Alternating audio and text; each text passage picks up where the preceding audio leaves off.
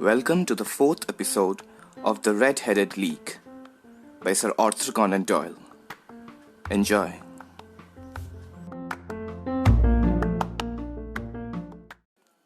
My friend was an enthusiastic musician, being himself not only a very capable performer but a composer of no ordinary merit. All the afternoon, he sat in the stalls wrapped in the most perfect happiness, gently waving his long thin fingers in time to the music, while his gently smiling face and his languid, dreamy eyes were unlike those of Holmes, the sleuth-hound. Holmes, the relentless, keen-witted, ready-handed criminal agent, as it was possible to conceive. In a singular character, the dual nature alternately asserted itself, and his extreme exactness and astuteness represented, as I have often thought, the reaction against the poetic and contemplative mood which occasionally predominated in him. The swing of his nature took him from extreme languor to devouring energy, and as I knew well, he was never so truly formidable as when, for days on end, he had been lounging in his armchair amid his improvisations and his black-letter editions. Then it was that the lust of the chase would suddenly come upon him, and that his brilliant reasoning power would rise to the level of intuition, until those who were unacquainted with his methods would look askance at him as on a man whose knowledge was not that of other mortals. When I saw him that afternoon, so enwrapped in the music, at St. James' Hall, I felt that an evil time might be coming upon those whom he had set himself to hunt down.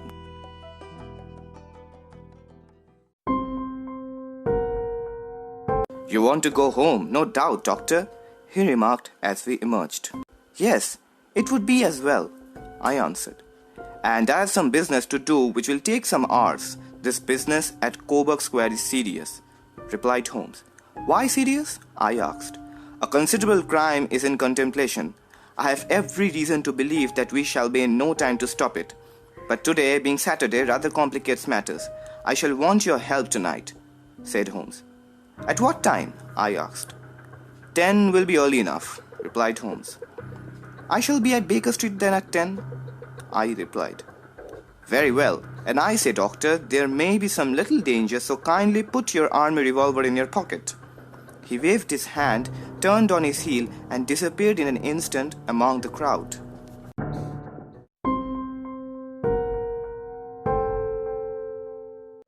I trust that I am not more dense than my neighbors, but I was always oppressed with a sense of my own stupidity in my dealings with Sherlock Holmes.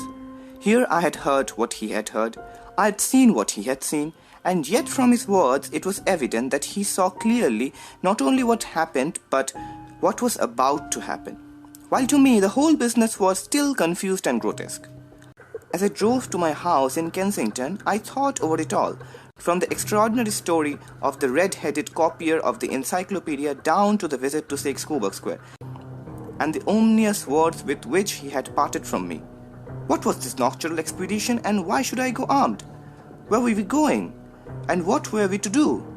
At the hint from Holmes that this smooth-faced pawnbroker's assistant was a formidable man, a man who might play a deep game, I tried to puzzle it out, but gave it up in despair and set the matter aside until the night should bring an explanation.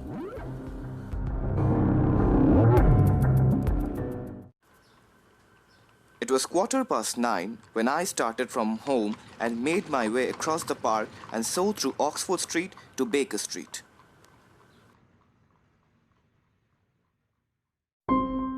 Two hansoms were standing at the door, and as I entered the passage, I heard the sound of voices from above. On entering the room, I found Holmes in animated conversation with two men, one of whom I recognized as Peter Jones, the official police agent, while the other was a long, thin, sad-faced man with a very shiny hat and oppressively respectable frock coat. "Ha! Our party is complete," said Holmes, buttoning up his pea jacket and taking his heavy hunting crop from the rack. "Watson, I think you know Mr. Jones of Scotland Yard.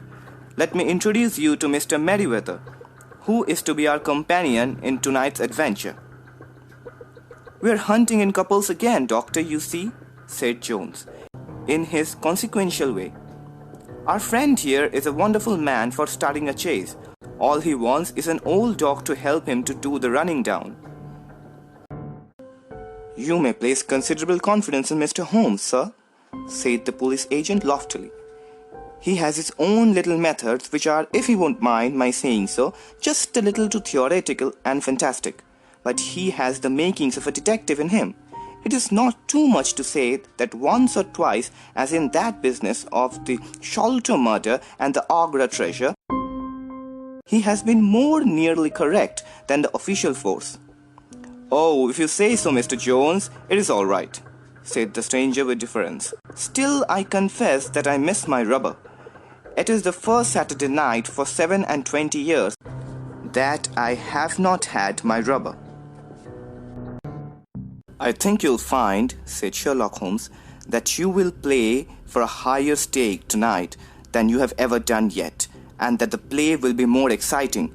For you, Mr. Merryweather, the stake will be some £30,000, and for you, Jones, it'll be the man upon whom you wish to lay your hands."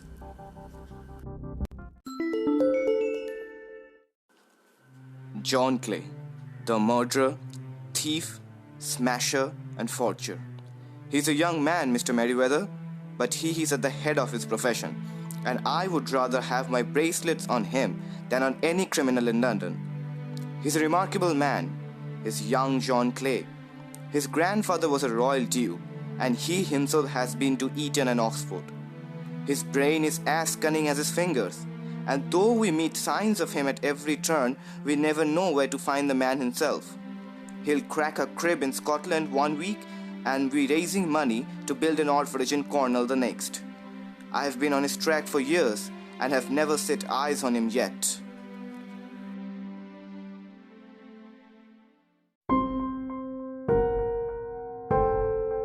I hope that I may have the pleasure of introducing you tonight.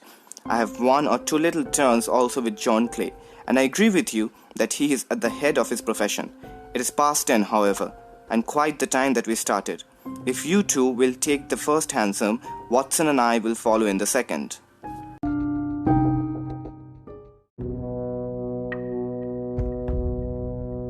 Sherlock Holmes was not very communicative during the long drive and lay back in the cab humming the tunes which he had heard in the afternoon. We rattled through an endless labyrinth of gaslights until we emerged into the Farrington Street.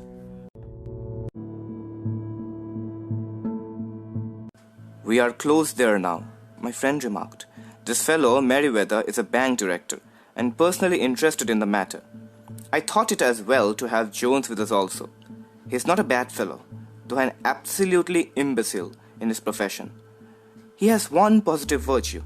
He is as brave as bulldog, and as tenacious as a lobster if he gets his claws upon anyone. Here we are. They're waiting for us."